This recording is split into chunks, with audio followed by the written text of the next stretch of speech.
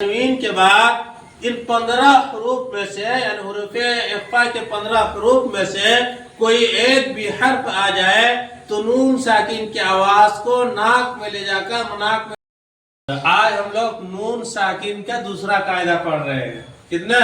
دوسرا قاعدہ. قاعدہ نمبر 1 میں تھا اظہار حلقی کا بیان تھا. کس کا بیان تھا؟ اظہار حلقی کے بیان.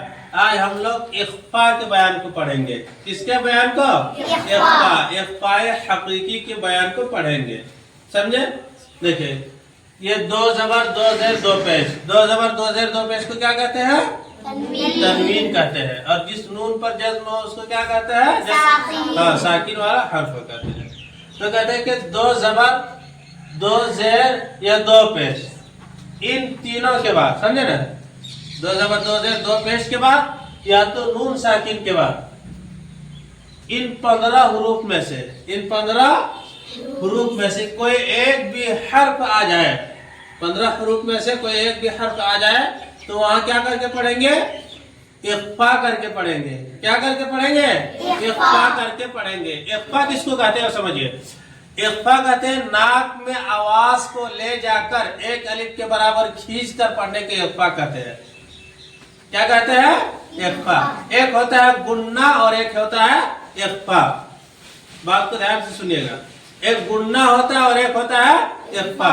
اب گننا اور اخفا میں کیا فرق ہے تو اس کو جان لیجئے کہ گننا کرتے وقت جو زبان ہے نا زبان یہ اوپر کا جو دانت کا جڑ ہے اس میں لگتا ہے. جیسے بولو اننا بولو اننا زبان اوپر لگ رہا ہے کہ نہیں بن رہا؟ ہاں. اور اخفا میں نہیں لگے. جیسے تمودیرو ہاں تو سمجھ میں آ گیا. یہ اخفا ہے. یہ کیا ہے؟ اخفا ہے. یہ ایک الف کے برابر آواز ناک میں لے جا کر کیا کرنا ہے؟ پڑھنا ہے. جیسے بولتے ہیں پنکھا پنکھا.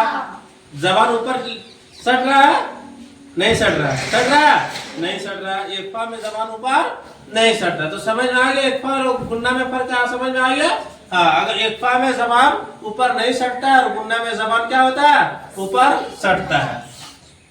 تو یہ تنوین کے بعد یا نون ساکن کے بعد ان 15 حروف میں سے تا تا جیم دال ذال زا سین شین صا ظا طا ظا فا قاف کاف کوئی بھی حرف آ جائے تو وہاں پہ ہمیں اخفا کر کے پڑھنا ہے. کیا کر کے پڑھنا ہے؟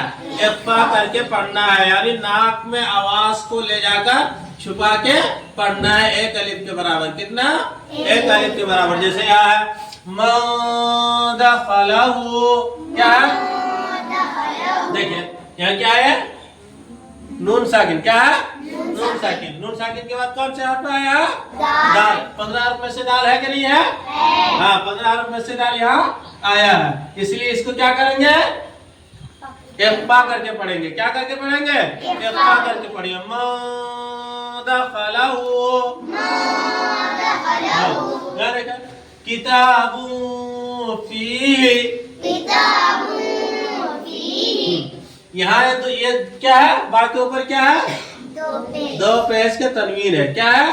دو پیش تنوین ہے. اور دو پیش تنوین کے بعد ان 15 حروف میں سے کون سا حرف آ رہا ہے؟ با آ رہا ہے. اس لیے یہاں کیا ہوگا؟ اخفا ہوگا. کیا ہوگا؟ یعنی ایک الف کے برابر آواز کو ناک میں لے جا کر پڑھیں گے. ایک الف کے برابر آواز کو کہاں لے جا کر پڑھیں گے؟ ناک میں پڑھیں گے. تو سمجھ میں آ گیا کہ اگر نون ساکن کے بعد یا تنوین کے بعد تنوین کے اندر دو زبر دو زیر دو پیش تینوں آتا ہے.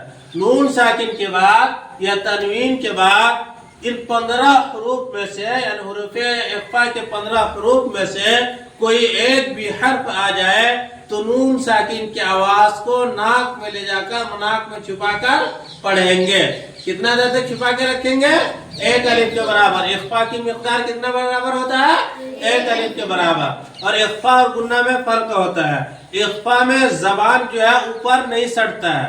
زبان اوپر نہیں لگتا ہے. اور گننا میں زبان کہاں لگتا ہے؟ اوپر لگتا ہے. جیسے ان اللہ بولیے